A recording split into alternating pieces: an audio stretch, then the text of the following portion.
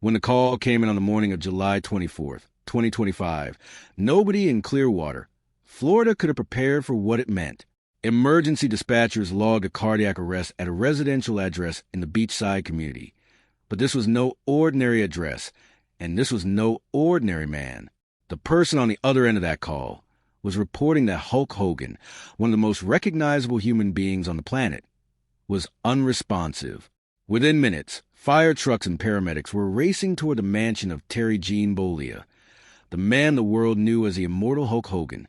And what followed over the next several days would raise questions that still haven't been fully answered.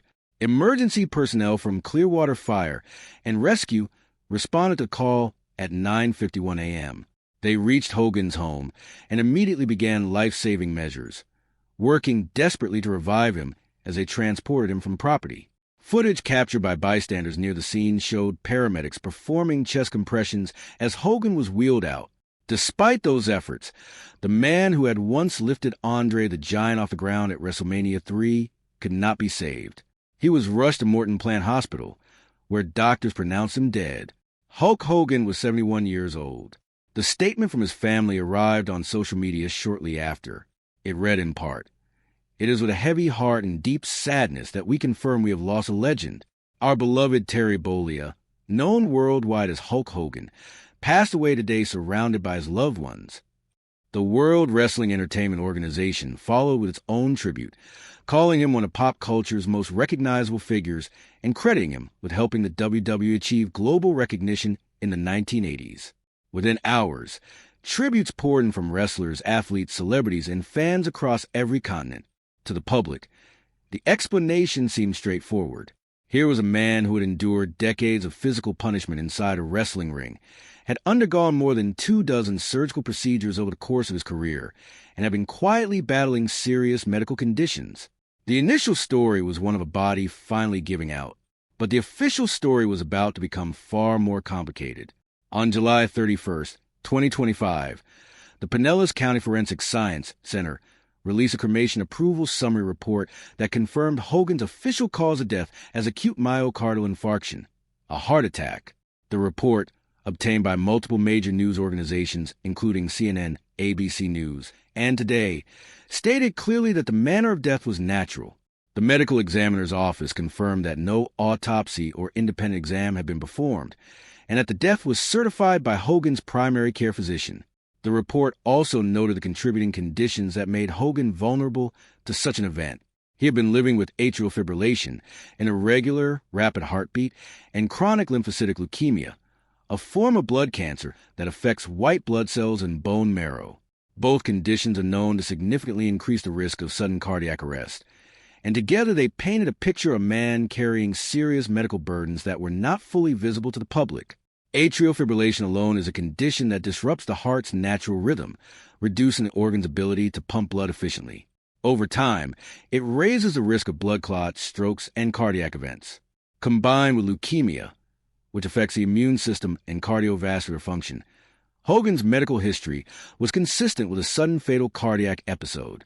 But that was only part of the story that investigators were piecing together, because in the days before and after his death, those who examined his home, his personal records, and his final weeks of life found. To understand the final chapter of Hulk Hogan's life, you have to go back to the spring of 2025.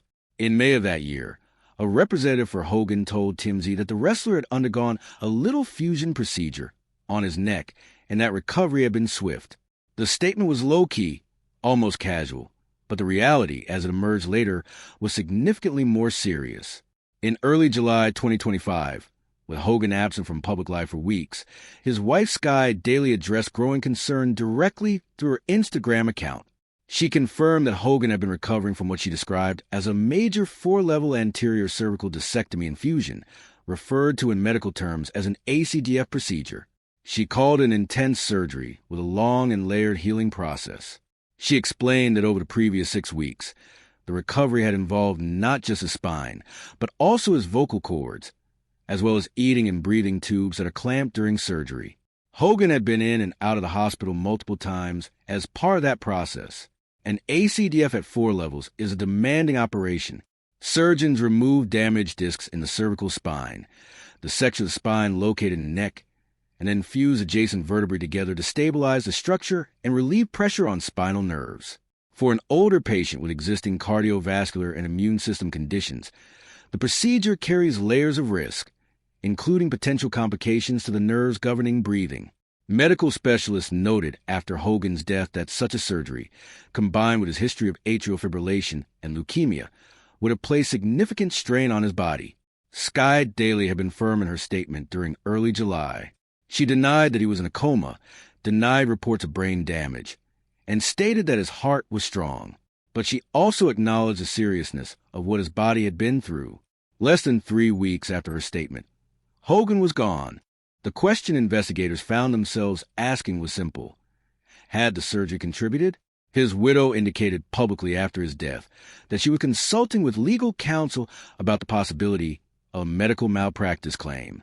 Reports cited by News Nation confirmed that Skye Daly planned to file a lawsuit examining whether the surgical procedure had affected Hogan's physiological condition in ways that contributed to his fatal cardiac event. The specific theory involved the phrenic nerve, a nerve that controls the diaphragm and therefore regulates breathing, and whether it may have been compromised during the complex spinal operation. No court has yet reached a conclusion on this question, but the possibility of surgical error has remained part of the ongoing discussion surrounding how and why Hogan died when he did. The story did not end with a medical report.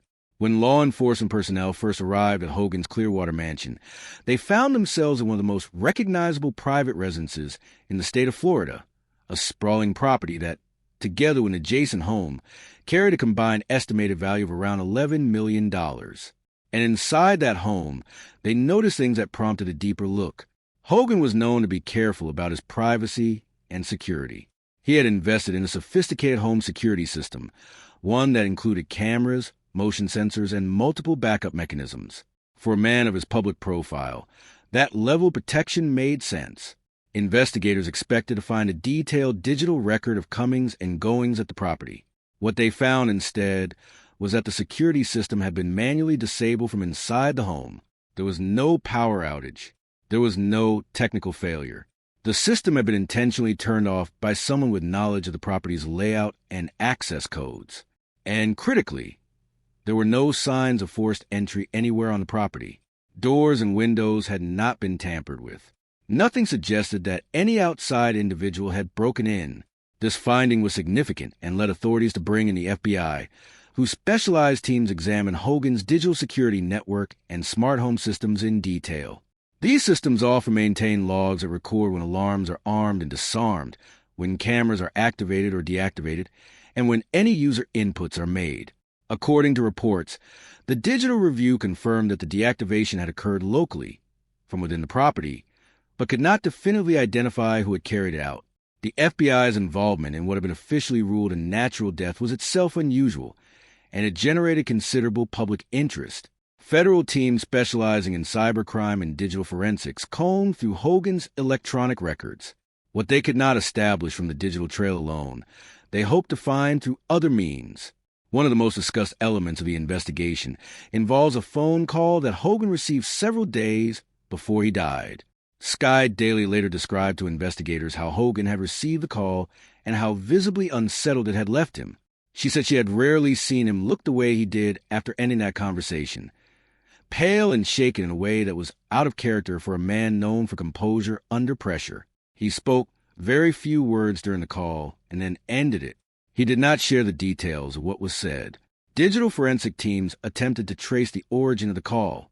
What they reportedly found was that the call had been routed through multiple servers across different countries, a technical arrangement that made identifying its true point of origin extremely difficult.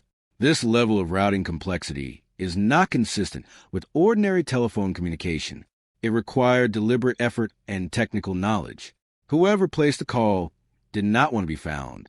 The FBI considered multiple theories regarding the call's purpose, whether it was a warning, whether it was linked to financial pressure, or whether it connected to other matters in Hogan's private life.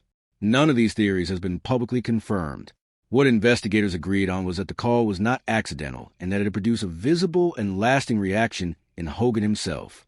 To understand the full picture of Hulk Hogan's final years, investigators also examined the people closest to him and the complicated web of relationships that had defined his private life. Hogan's first marriage was to Linda Claridge in 1983. Together they had 2 children, Brooke and Nick, and the family became familiar to millions through their reality television show. The marriage eventually collapsed amid public turmoil and ended in divorce in 2009, following a period that Hogan himself later described as one of the lowest points in his life. He admitted in interviews to having experienced serious depression during and after that divorce. He married Jennifer McDaniel in 2010, and that marriage lasted until 2021 before quietly ending. In 2023, he was Sky Daily, a yoga instructor.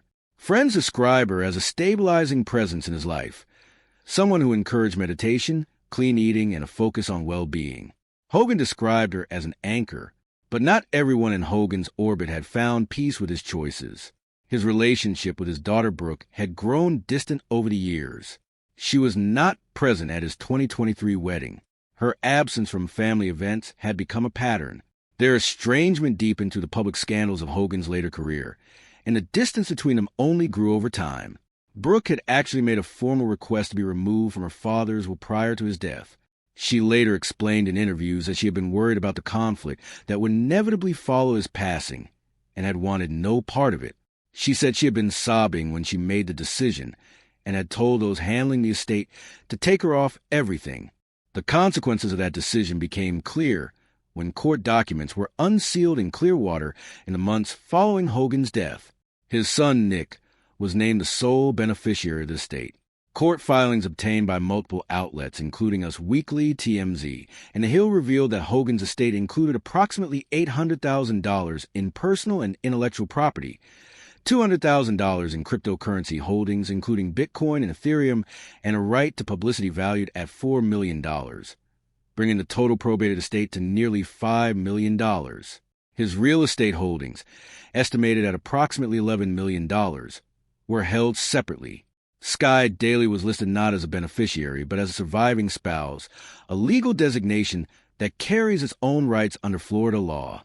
Brooke was not listed at all. The decision reflected years of distance between father and daughter, but it also left Brooke in a position she later said she deeply regretted. Not for financial reasons, but because she had no legal standing to weigh in on decisions about her father's legacy. She told Page 6 that the people she wanted to distance herself from were now running the show, and that it felt like a nightmare. She said she could not do anything to help her father after his death, or to find out the answers she was looking for. Whatever questions surrounded the circumstances of Hulk Hogan's final days, there is no dispute about the scale of the legacy he left behind. He was, by any honest measure, one of the most important figures in the history of professional wrestling. He helped transform the sport from a regional attraction into a global entertainment industry during the 1980s, and the reverberations of that transformation continue to be felt today. His matches, his character, his look, and his catchphrases became part of the broader fabric of American popular culture. Wrestlers who came after him, Dwayne Johnson, John Cena, and others, have acknowledged the stage he helped build. His rivalry with Andre the Giant, culminating in the body slam seen around the world at WrestleMania 3 in 1987, remains one of the defining moments in sports entertainment history. But the circumstances surrounding his passing have not been neatly resolved. The official cause of death, a heart attack linked to atrial fibrillation and leukemia, is a medically coherent explanation for a man of his age and health history. Many people who knew him, and many medical professionals who have commented publicly, view it as a natural outcome of the tremendous physical toll he had endured across decades. At the same time, the disabled security system, the untraceable phone call, the recent major surgery, and the complexity of his family and estate dynamics have kept alternative questions alive in public conversation. Investigators have not officially closed the case. Federal and local authorities have indicated they are continuing to review records and have promised that Hogan's family will be briefed before any final public determination is made. Brooke Hogan herself has suggested publicly that footage from 911 calls and body camera recordings from first responders could change how the public understands what happened at her father's home on the morning of July 24th. She has pushed for greater transparency, even while acknowledging that her own decision to step away from the estate has limited her ability to act. The death of Hulk Hogan has left the world with two things simultaneously: a celebration of an era-defining career, and a set of questions about his final days that have not fully closed. The medical examiner said heart attack. The conditions were there. The history was there. And yet the details inside that mansion, the silenced cameras, the untraceable call, the surgical complications, the divided family, have kept people asking, was it the natural end of the body tested beyond its limits over 40 years of professional wrestling and more than 24 surgeries? Or did the events of those final weeks, the phone call, the surgery, the tension surrounding the people in his life, play a role in how things ended? As of now, the investigation continues. The answers, if they come, belong to the people piecing together the evidence. What is certain is that Hulk Hogan made his mark on the world in a way that very few human beings ever have. And the full truth of how he left it is still, in some ways, being written. When the call came in on the morning of July 24th, 2025, nobody in Clearwater, Florida could have prepared for what it meant. Emergency dispatchers logged a cardiac arrest at a residential address in the beachside community. But this was no ordinary address, and this was no ordinary man.